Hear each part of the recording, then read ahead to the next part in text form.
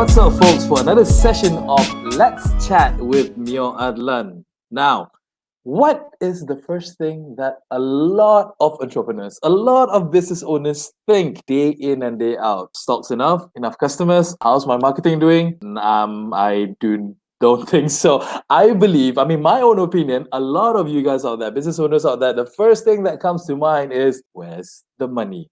How I get the money? Where am I going to get the funding? That is probably the most common answers that you may get outside there should you speak to a business person, a business owner. What is the first thing that you need? You need capital. Capital is money. You need funding. And a lot of people are griping, a lot of SMEs out there, micro business owners out there are griping, are suffering, especially within these stages right now of the global pandemic that they're having trouble. They're having trouble to sustain. They're having trouble even to survive. So with that in mind, today's topic is Show Me the Money. And with Show Me the Money, I am blessed. I'm actually grateful to have a personal friend of mine who's going to be speaking about, on the investor's point of view, what do investors look for? I believe a lot of you who are looking for opportunities to be invested in, actually. So with that in mind, folks, let me introduce to you my good friend, Mr. Adlin Yusman. How are you, man? Hi, Meor. Let's talk about the topic that we have in mind here right now. One thing that everybody is, is on their minds and everything during this whole pandemic. A lot of businesses are, they had to shut down, they had to close down because of the predicament that not just us Malaysians, but all over the world are experiencing at the same time. What about you as an investor? You have invested in quite a few companies out there, and how has business or how has the investing habits been for you during this 4, 5, 6 months time in the early 2020? Well, I guess the first 3 months of 2020 is very different from the second half of 2020, right? A lot of people, I think, realized that they weren't very much prepared for a pandemic of this particular scale. Traditional businesses obviously have taken a big hit. They've got to change the way they do business. We all know this. A lot of shops, traditional mom and pop shops, have shut down. Even big retailers in malls have shut down. And I've seen interesting changes, right? Ebbs and flows. Businesses that traditionally weren't having a huge number of users suddenly started seeing a surge. You're talking about people like in the, I think, Grab food and the food business, delivery, that side of business doing well. Gaming is doing extremely well, even though traditional, not just gaming as in platforms, so people like EA and Activision, but you're talking about gaming shops like in Malaysia, they're doing extremely well because people are stuck at home, right? So I guess globally you're seeing this effect of a shift in terms of how businesses are being run, how investors are looking at new opportunities to invest in. Even if you look at Warren Buffett, if you look at the past couple of weeks, you're seeing Berkshire Hathaway's getting hammered because they've been investing in traditional businesses, and these are not where the gains are anymore.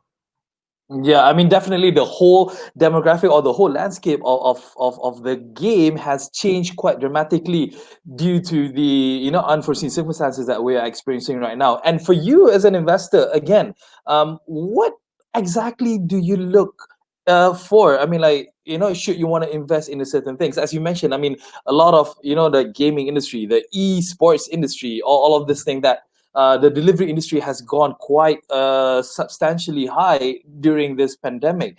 What do you look into, you personally? So interestingly enough, I've had a few people approach me during the pandemic. Number one is this cloud kitchen business that is apparently the big rage in the US prior to the pandemic, right? Where people could actually order food from an unbranded platform, but you could order any kind of food, and they would serve you from kitchens in hubs around a state, for example. Like Selangor, we have 10 or 15 different areas in PJ, Subang, and these people will deliver all kinds of different food with different chefs to you, but they're not branded particularly. That's one that I've been receiving quite a number of interest over the past couple of months. I think they're looking at food being the biggest growth, at least home delivered food as the biggest growth for the next couple of years as we get out of this pandemic, assuming we don't get a vaccine in the next couple of years. That's one. I've also looked at a number of, I think, delivery businesses, as you mentioned, and I think that is also another avenue of extreme, I think bullish growth there, because people are just learning how to use different things from delivery, right? Maybe before you just use Grab for taking cab rides, but now you're doing it to send parcels, you're doing it to get food over, and a lot of the other competitors to Grab, albeit much smaller, are also following suit. So you're seeing this growth in these new norms. In fact, O2O payments is another one that I'm looking at as well, right? Cross-border payments. If you think about it, dulu, sorry, I'm using a bit of Malay sometimes. It's colloquial for me. It's fine. I guess when At the end of the day, so we're fine, good. great, okay, great. So I guess imagine if you're a foreign worker, right?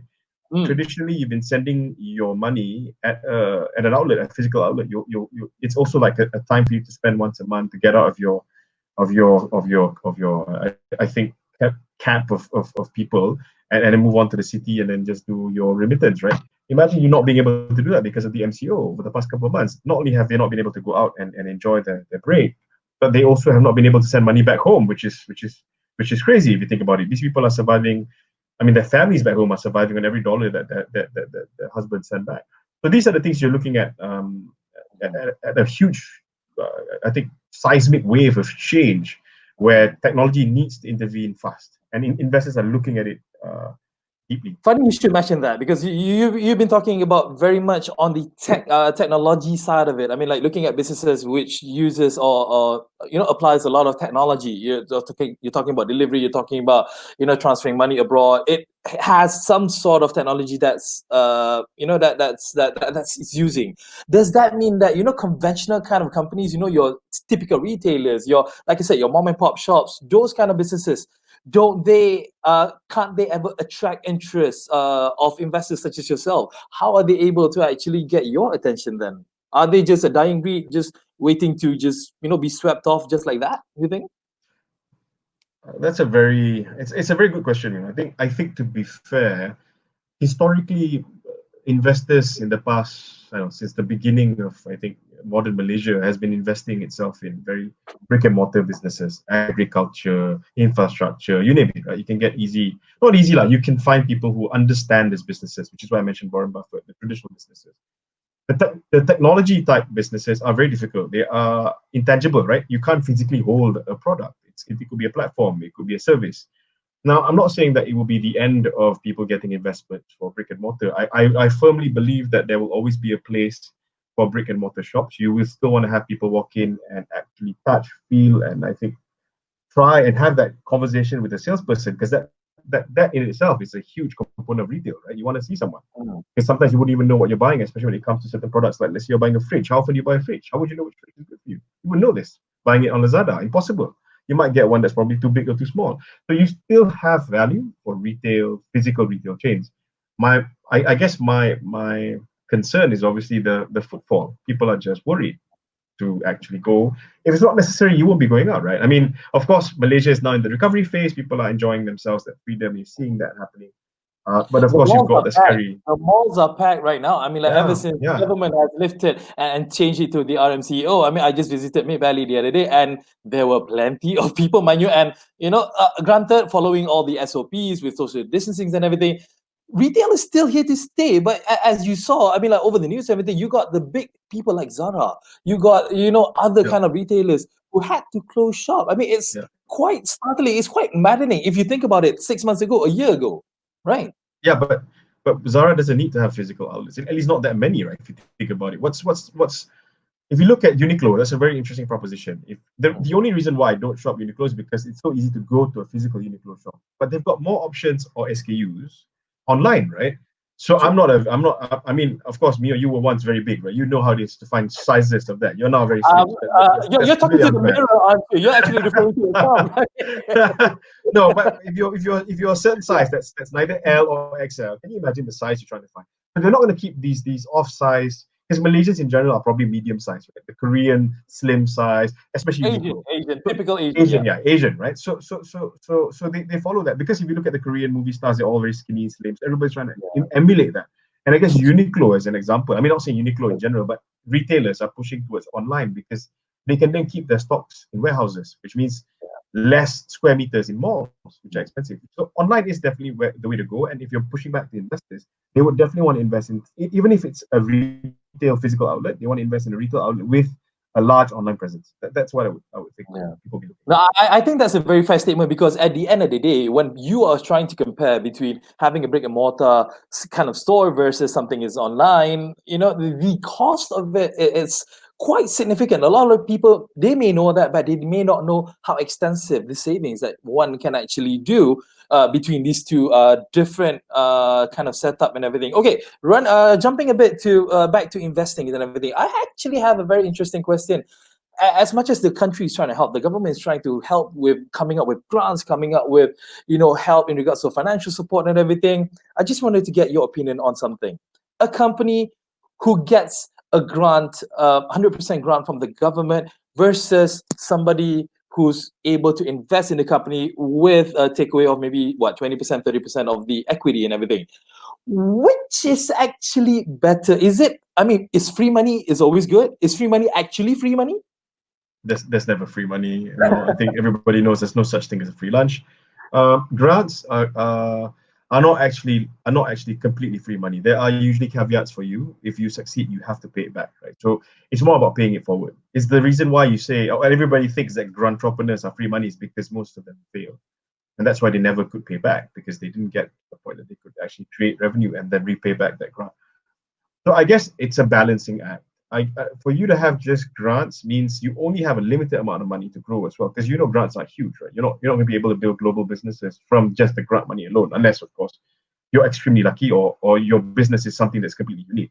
So my advice to any budding entrepreneur is obviously to always get a validation from an external VC. It doesn't have to be just a super angel or just a government grant or an institutional investor. My advice is try and get all of them. Right? Because if you've gotten all of them, that's more people on your board or in your shareholding structure that can advise you to do your business better. But caveat as well to entrepreneurs, never listen to what they say 100%, because nobody knows your business better than yourself. So yeah, be wary. of course, because a lot of situations is that all of these business owners, they are so in love, they're so into their product. It's just that they forgot about how to actually handle it on the back end, trying to sustain the business moving forward. Granted, they're the profis of their products, but they're having trouble with moving the company forward. But having an investor coming in, let's say that you yourself, for instance, buying a 30% equity in that company.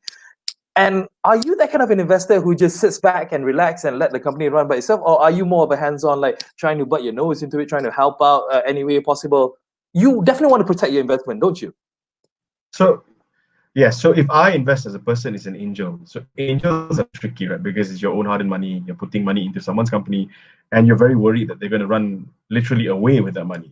If you're an institutional investor, then you are investing someone else's money. So you are the custodian of that money that you've raised, and you are now investing into different sectors of the economy or businesses that would then benefit your LP, your limited partners, the guys who invested with you through your fund. So these are two different thoughts, right? Angels are generally a bit more, not all angels, but generally angels would be more careful because it's their own money, and they may or may not be actively involved. Now, the question is flipped to the entrepreneur, right? Should entrepreneurs receive very active angels who are helping to grow the business? Yeah, you should. But again, as I said earlier, you must be cognizant of the fact that you know your business better than your investor.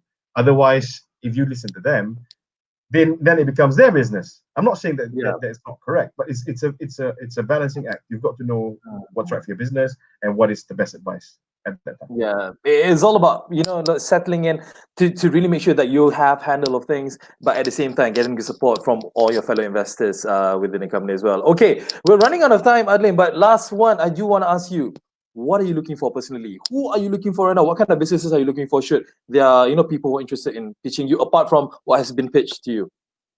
I guess the financial services sector is interesting. Fintech. Online to offline cross-border payments. These are something that Okay. has a lot of innovation still involved.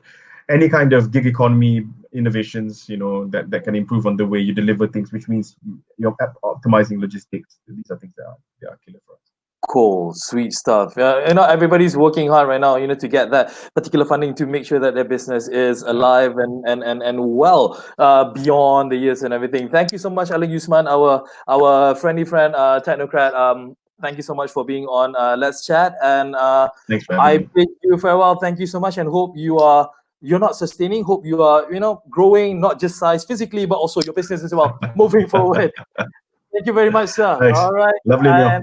Okay. That's all for me here for Let's Chat, and hope to see you guys next time. Thank you. Bye.